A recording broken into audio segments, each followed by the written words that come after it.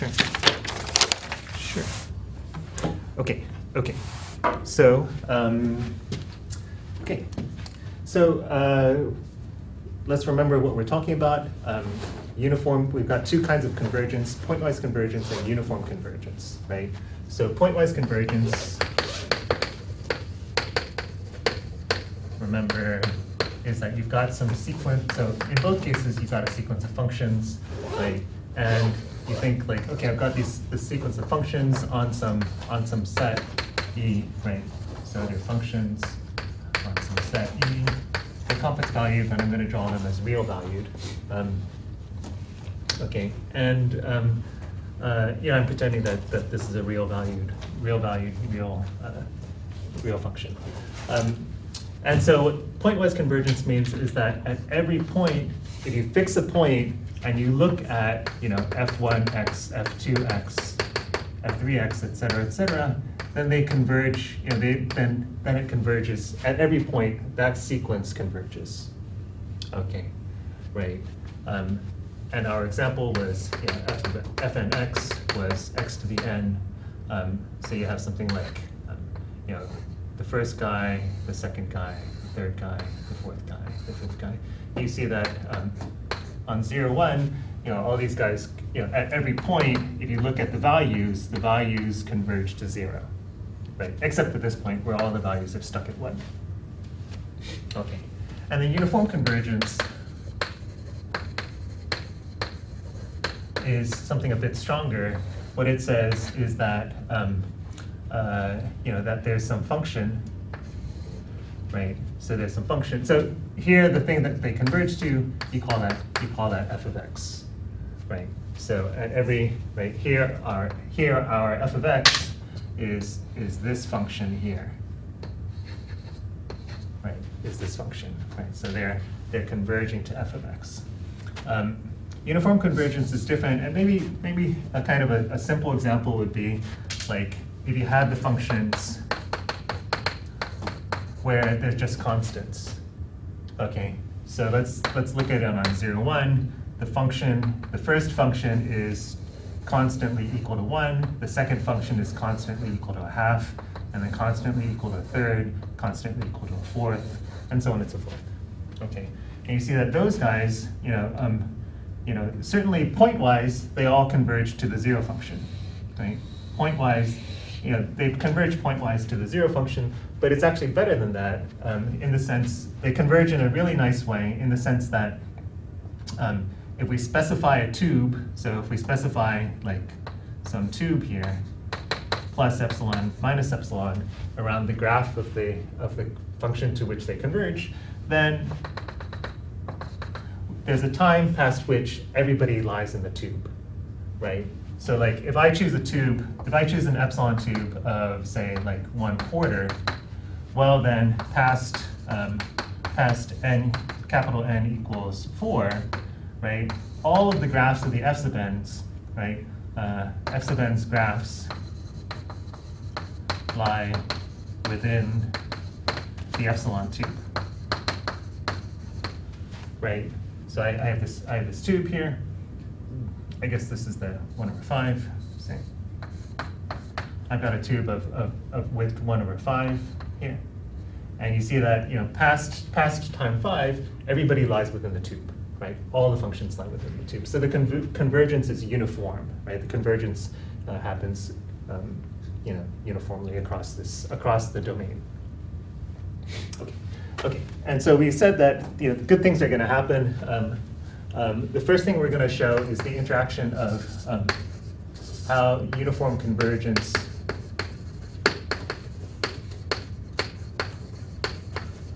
preserves continuity.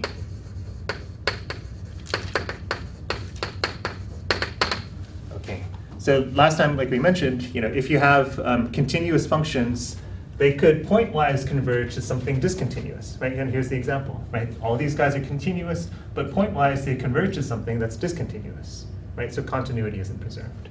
But if they're uniformly convergent, then in fact, continuity will be preserved. So Rudin gives a sort of more sophisticated version of this, and I don't remember exactly, but I think he needs this sort of more general version later. So it's going to give us a theorem that implies that uniform convergence preserves continuity. Okay, it'll be stronger than that. We'll get this as a corollary. But Rudin's theorem goes like this. So you have, again, a bunch of functions. And then you have some point that's a limit point. Okay. And the f sub n converge uniformly on E to some function that we're going to call f. Okay. And in that case, so if this happens, then the limit of f of t as t approaches that point, that as you approach that limit point, is equal to the limit as n goes to infinity of the limit of the f sub n as t approaches that point.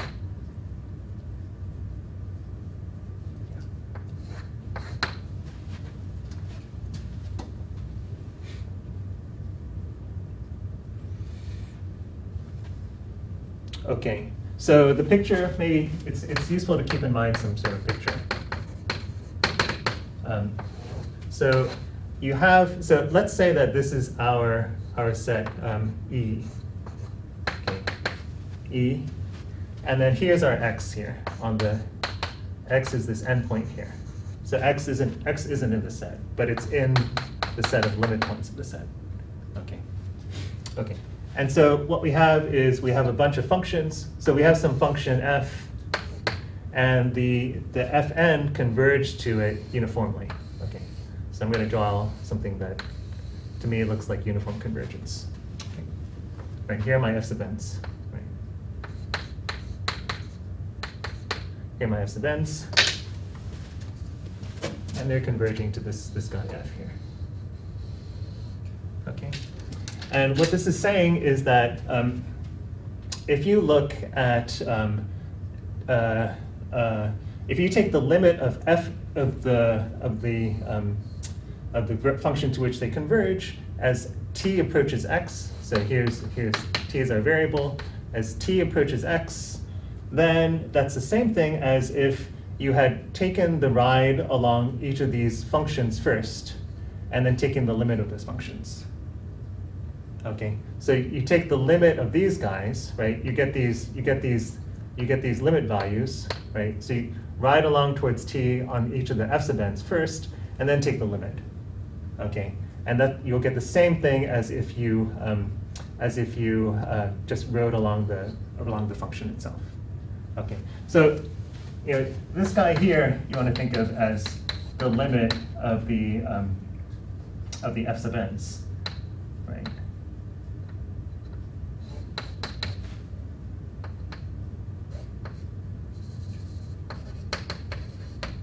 Right.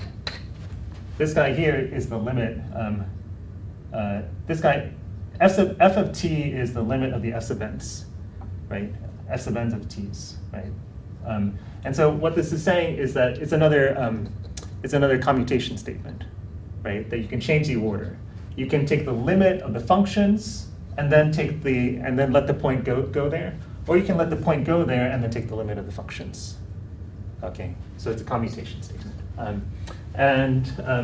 You observe that, so if f is continuous, if the fn are continuous,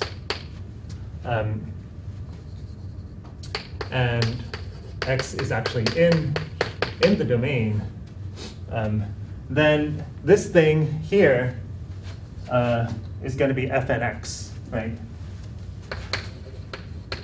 Then the limit of fnt as t goes to x is just going to be fnx, right? Because that's what continuity means, right? That when you go to that point, you actually get the value of the function there. Right. Okay. And in that case, sorry, this is kind of bad board work, but let me come down here and continue my comment. In that case, we have that the limit of f of t as t approaches x is the limit as n goes to infinity of fn x.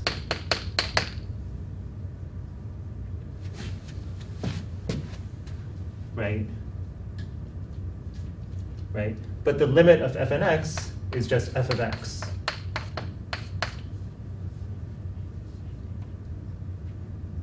Right? The limit of the, right, these guys converge to f, so this is this. And so what that says is that f is continuous, right? i.e. f is continuous at x.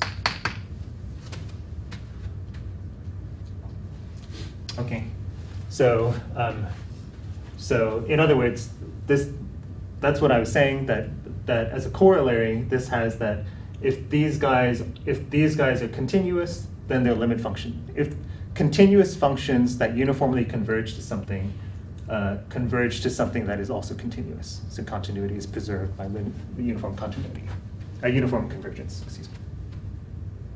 Okay, so that's just a statement of the theorem, and there's a picture of it there. Okay. So,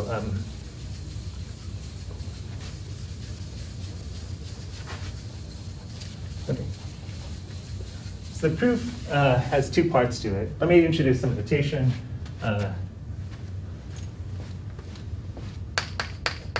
So let a sub n be defined as the limit of fn x, fn t, excuse me, as t, x, t approaches x. Okay, so you take the limits, and then these values at the ends are your a sub n's.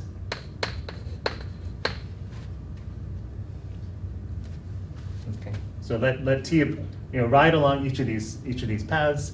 You get a1, a2, a3, etc. Okay. Okay. So the first thing we'll show is that the a sub n converge.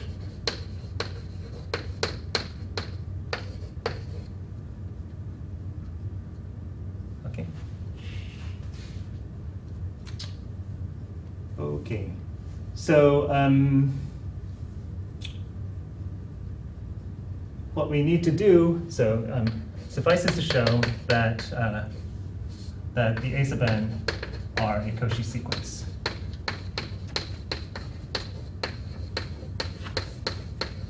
Right? i.e. that given any epsilon, there exists a time such that if m and n are bigger than that time, then the difference between the a sub n's is smaller than epsilon.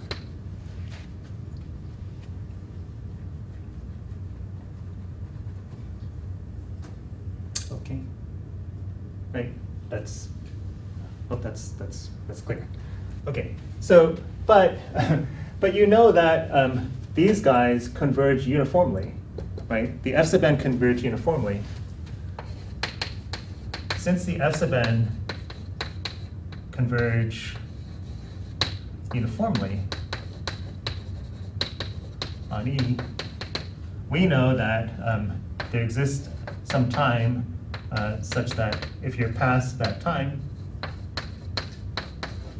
then fn of t minus fm of t is smaller than, say, epsilon over 2. Right? Throughout, right? For all t. Right? Right? Is that clear? Right. This is the Cauchy criterion. We're using the Cauchy criterion of the Cauchy criterion form of uniform convergence. Right. Okay. So, okay. So all the functions are, we can find a time past which all the functions are within epsilon of each other, and then these guys are just the limits of those functions. right? So when we take the limit, right, then certainly the distance between a sub n and a sub n must be bounded by epsilon less than or equal to epsilon over 2, which is less than epsilon.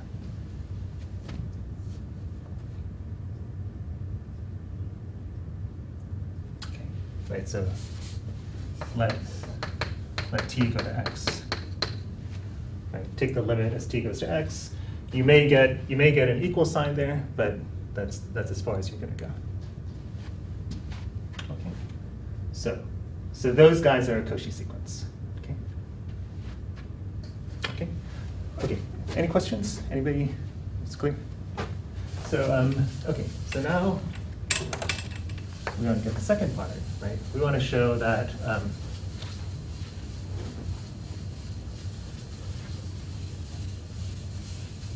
Okay, so now, right, so part 2 is the claim that the limit of f of t as t approaches x equals that limit.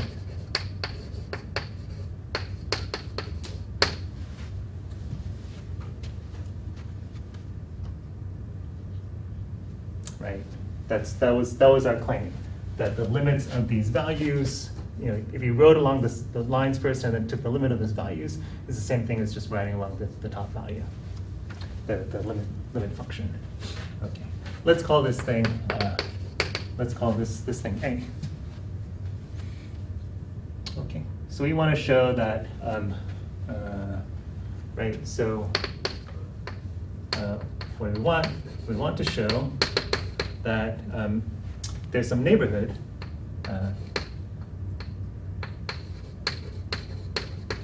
there exists a neighborhood of x in which, well, no, sorry. Want to show that given any epsilon, there exists a neighborhood in which f minus a is smaller than epsilon. Exactly, right? That's just the definition of the limit, right? To show that the limit as t approaches x is a, well, you want to see that given any epsilon, you know, given any tolerance, you can find a place in which these guys are within that tolerance of each other. Okay. Okay. So we're going to use the triangle inequality.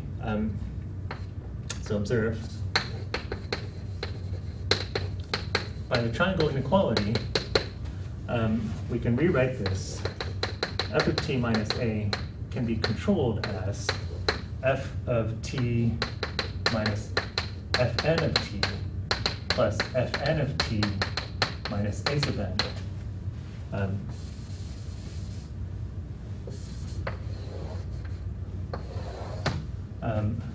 Plus a sub n minus a.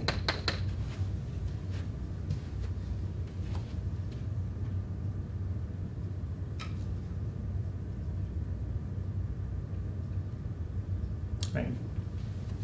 Okay. So we just all we need to do is find a place where all of these these three things are small. Okay. So okay.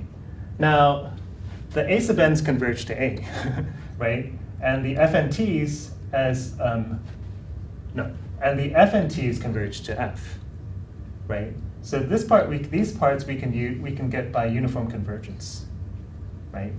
So you say, okay, well look, by uniform convergence,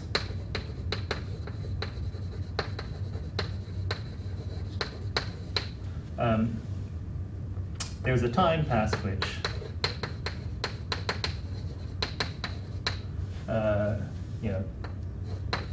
fnt minus fnt is smaller than epsilon over 3 for all t, and certainly an minus a is smaller than epsilon over 3.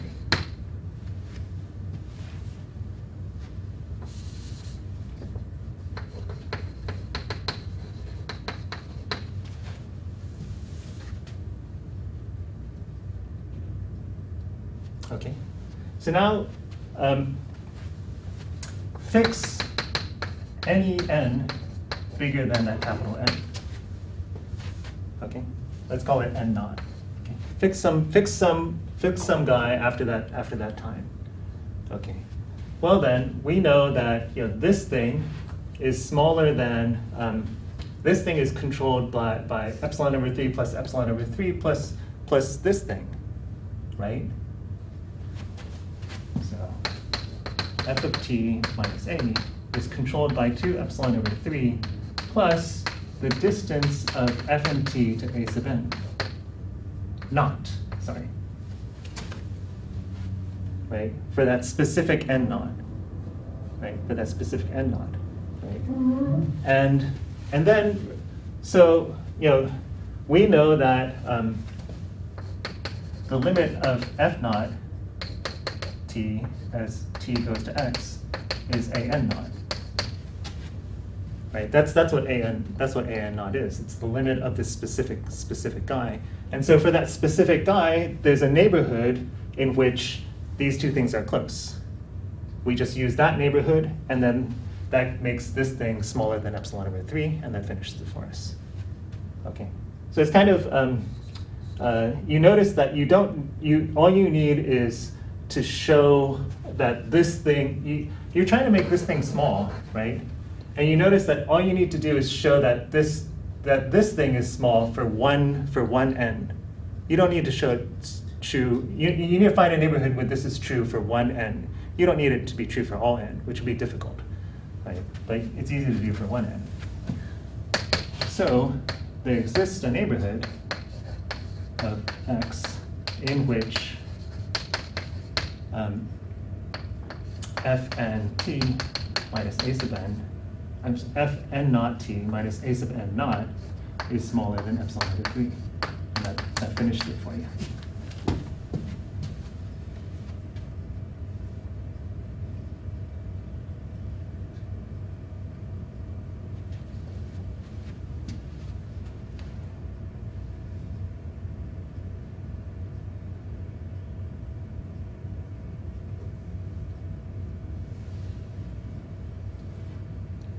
Okay, so think back, could you do it yourself, right? Could you show that the limits here, these limits converge to this limit, right? If you take the limits this way and then take the limits this way, that it's actually the same thing as just taking the limit this way.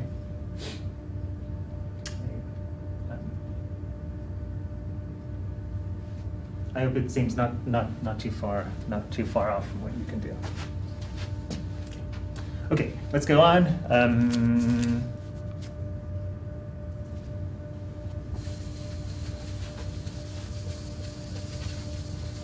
Yeah, so as a corollary, we have the theorem that if you have Fn that are continuous and converge uniformly to some f, then f is continuous.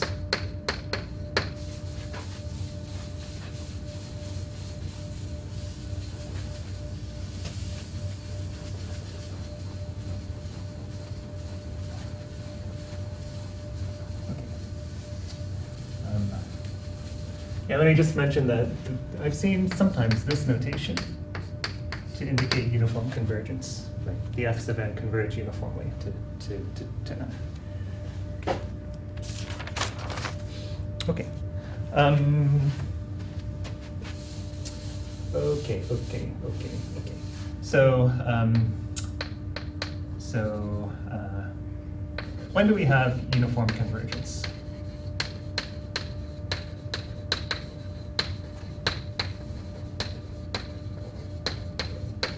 When do we have uniform convergence? You might hope that if you have pointwise convergent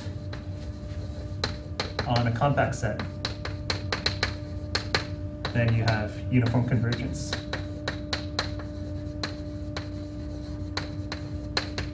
but actually that doesn't happen. Okay, so pointwise convergence on a compact set doesn't guarantee uniform convergence. In fact, our first example shows that.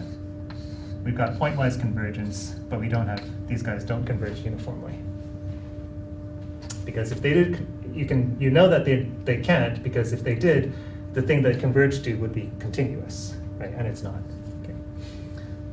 Okay, so we do kind of have a contrived, it's kind of contrived theorem about convergence. So here it is. You've got these guys on, how should I write this? Okay. So you have a sequence of functions, and if one, the f sub n converge pointwise on some set k. So if the k is compact, if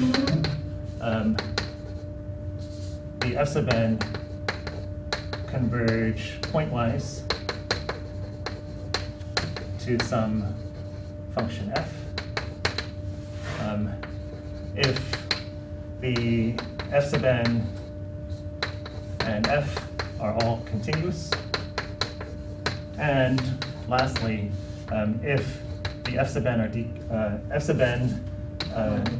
are shrinking, so f sub n x is greater than or equal to f sub n plus 1x, et cetera, for all points in K.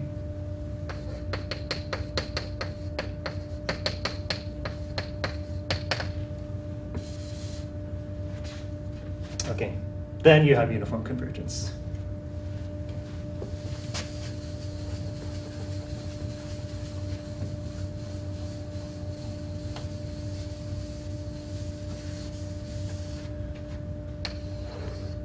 Then the f sub n can converge uniformly to f. Okay, so it's kind of, yeah, this is kind of a theorem where you've piled on a lot of conditions. Okay, it's not, it's sort of a theorem that, I think this theorem was probably made up sort of by looking at another theorem and saying, oh, if we had all these conditions, we could invoke this other theorem. Okay, so the other theorem that we're going to invoke is the theorem about nested compact sets. Yeah? So the fact that uniform convergence implies continuity of the limit is not an if and only if statement. Or like if you have, no. Okay. No.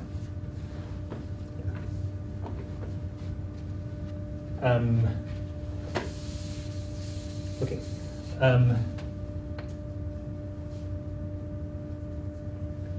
So you're saying, like, if it converges uniformly, then the limit function is continuous, but we can't say the converse. That if the limit function is continuous, then it the converges convergence uniformly. must have been uniform? No, Okay. that's not true. So I've got some dust in my eye.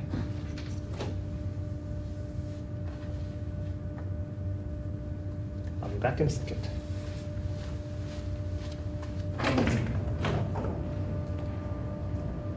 Nice class.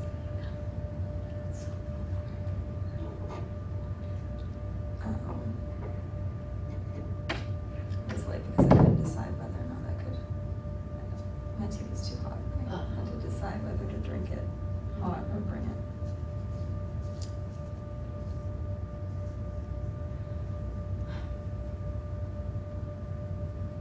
I was running late as well. I got your exact answer, and then he was outside, so I was like, oh, I thought he was gonna close the door, but now he was here. So. Yeah, I thought this was probably a terrible day for me to be late.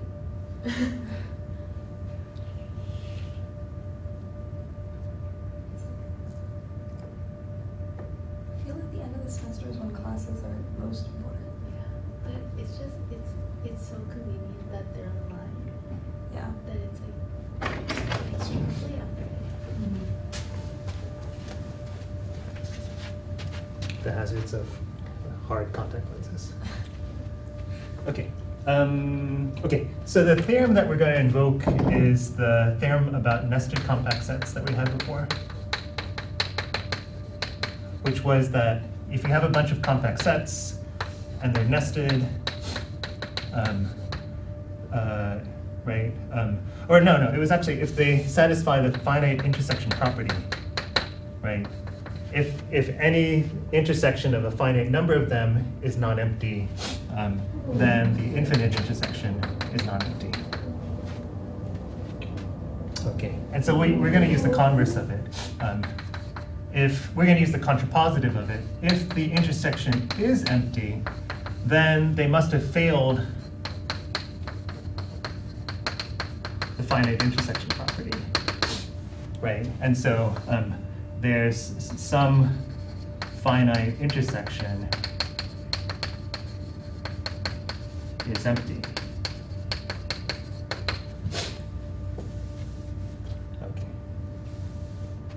Okay, so, and the way we're going to use it is as follows. We'll say, consider the set of points in K where the distance between Fn and F is bigger than epsilon.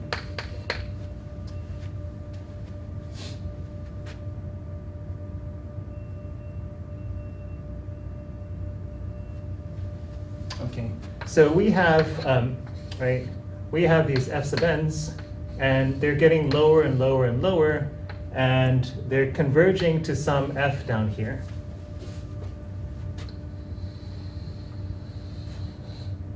Right? They're converging to some F down here, right?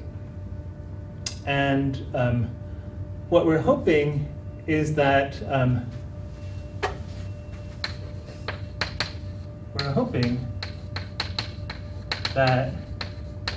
for some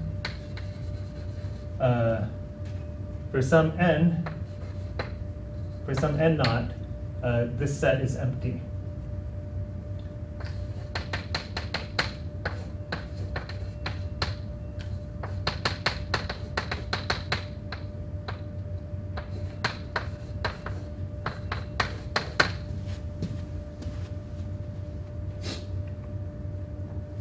Is empty, because what would, right, think about that, right? We're trying to show uniform convergence, right? In other words, that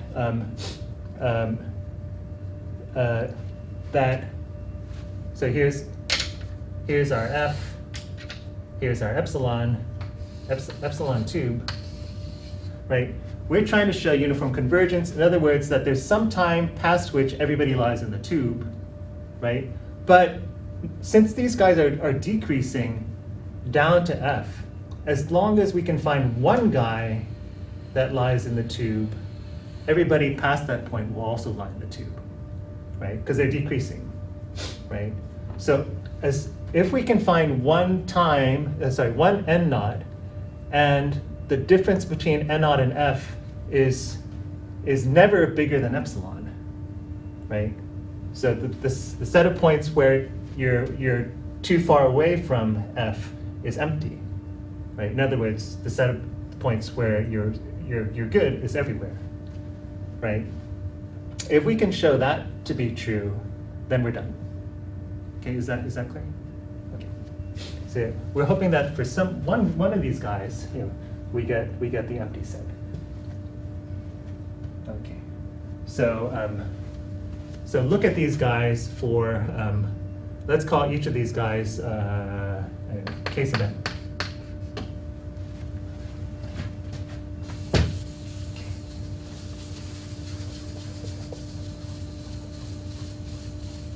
Okay, let's call each of those guys K sub n. Notice 1, that the K sub n are actually compact.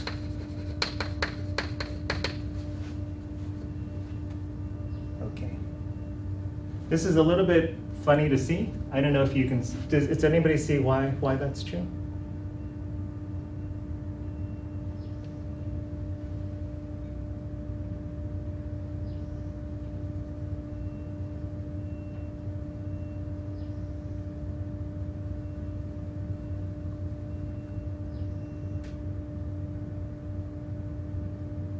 So think about this function here, fn minus f. Let's call this guy d sub n. Okay. This is continuous and this is continuous, right? So d sub n is continuous, right? Now the set, k sub n, if you think of it in terms of d sub n, what is it? It's actually the inverse image of the interval epsilon infinity. Right? It's everything that that d sub n maps bigger than or equal to epsilon. Right? Okay, so it's the pre-image of a closed set. We've got a continuous function. The pre-image of a closed set through a continuous function is closed. But it's a closed subset of K, which is compact set. So you've got a closed set inside a compact set, and so it's compact itself.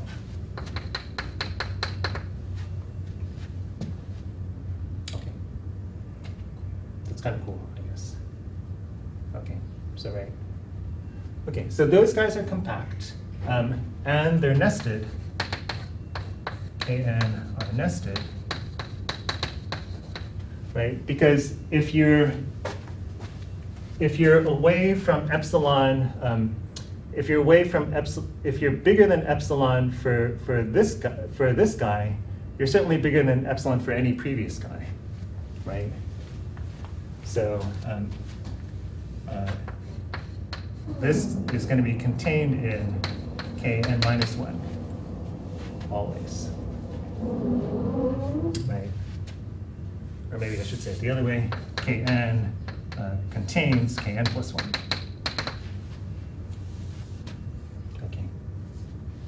Okay. Okay. Now, think about the intersection of the k sub n's.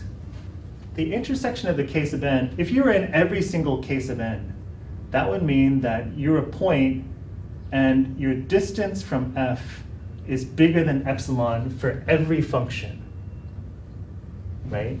For every one of these functions, for all of these guys, your distance from f is bigger than epsilon. But there's no point that for which that's true, right? Because these guys converge to f. So at some point, whatever point you choose, at some point it's going to be within epsilon, right? At some time it's going to be within epsilon. So you see that the intersection of these guys is empty, right? There's no point that's always epsilon away, right? No matter what function you choose, right? The functions are converging to f. So at some point they're going to cross the line. Okay. So what do we have here? We've got nested compact sets, right? We've got these nested compact sets whose intersection is empty, right? If their intersection is empty, well, that means that you fail the finite intersection property, right? So there must be some finite intersection that is empty, right? So there must be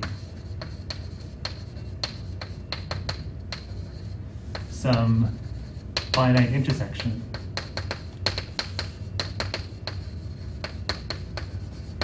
right? K and not intersect K and K. That is empty.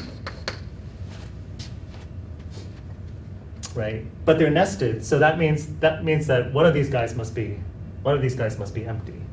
Right? For the intersection of, if you've got nested sets and the intersection is empty, that means that one of them must be empty. Right, so I don't really want to say finite intersection. There must be some K and not that is actually empty. Okay, but that's what we wanted, right?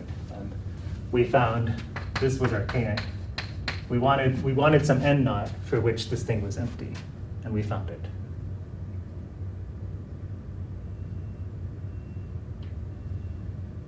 Does that make sense? N? Yes? No? It makes sense. Okay. Yeah, it Okay. does. Okay. Cameron, how about you? You okay? Okay. Okay. Okay. Okay. Okay. So that's this theorem, and I think we use it at some point, but you know, it's a little bit contrived. Okay. Let's get to the last big idea here. Okay. So uniform convergence. We're going to give kind of a different and much more flexible way. Well, no, just a different way of different point of view for uniform continuity. So alternate viewpoint.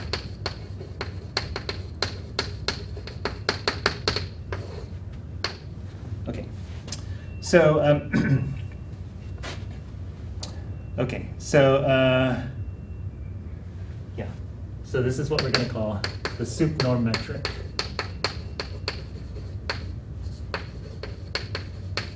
On continuous functions on a metric space. Okay, so definition: you have a metric space, and you let C of x denote the functions on x, complex valued functions on x that are continuous and bounded. Okay, it's just a notation. Continuous functions on x. Continuous and bounded functions on x. Okay, so okay, so that's the first definition. Second definition is for f that are continuous and bounded, we let f be defined as the supremum of the absolute values of the outputs. Okay, right? We know that all of these functions are bounded, so there's going to be some bound. We take the supremum of all the values, right? It's the smallest number that bounds your function. Okay, we call this the sup norm, the supremum norm.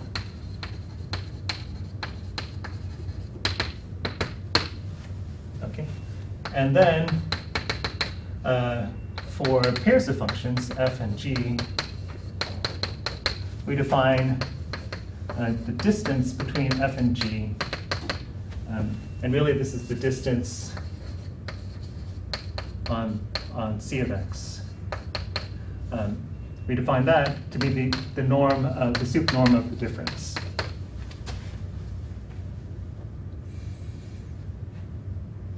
Okay. So we define like a size of functions, and then we say we let the distance be the norm of the size. You know, we've done this sort of thing before in Euclidean space, right? The distance is the norm of the magnitude of the difference, the difference vector. Okay. So exercise, this D is a metric. So C of x with this thing, with this metric, is a metric space. Okay, so you just need to prove the properties of metric. So I leave that to you.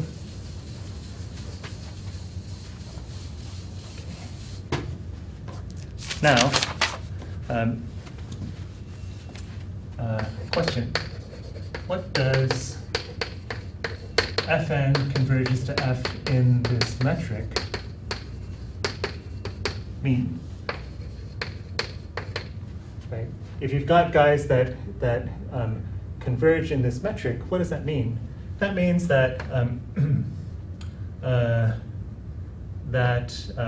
right, given any epsilon greater than 0, there exists a time such that if you're past that time, then the distance between these guys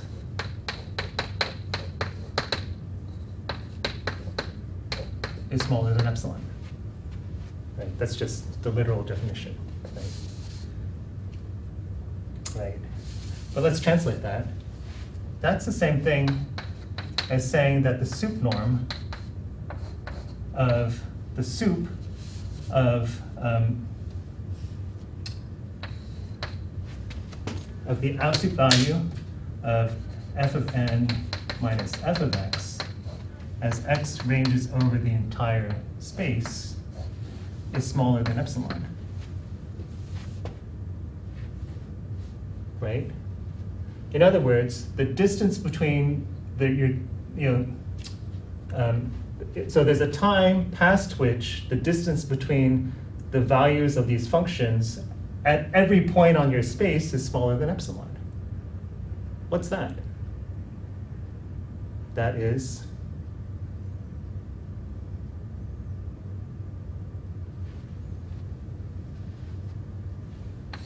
if this is my space x, here's my function f, I'm saying that there's a time past which the maximum distance between the points is smaller than epsilon. In other words, your function must lie in a tube, right? So this is the same, this condition, convergence with respect to this metric is the same thing as uniform convergence.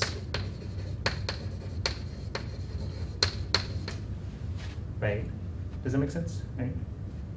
It's just uniform convergence, right? Because this condition here, right, says that you can find a time past which the distance is smaller than epsilon. In other words, there's a time past which everybody lies in a tube. Right? That's the same thing as uniform convergence. Okay. So yeah. So Fn goes to F with respect to the soup norm metric is the same thing as saying that Fn converges uniformly to F.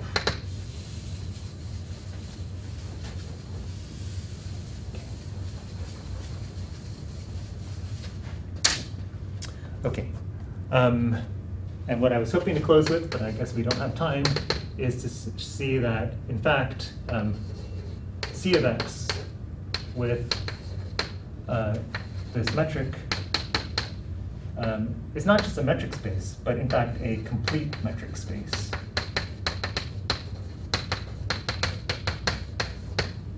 Right? And so in order to show that, we have to show that every Cauchy sequence converges. Okay, that is, if you're Cauchy with respect to the soup norm metric, then you actually converge. Okay, so I was going to leave that as an exercise. I leave it as an exercise. Okay. I was going to make you guys do the exercise in class, but we don't have the 5 minutes to do it. So just try it for 5 minutes at home and see if you can do it. Okay, so next time we're going to do sort of like cool properties of uniform convergence, namely how uniform convergence works with integration and differentiation, right? So like, the things that didn't go well for pointwise convergence, it didn't preserve continuity, it didn't preserve this, it didn't preserve that, right? It didn't work well at this and that, right? But uniform convergence, it does work well. And so we're going to show how that works.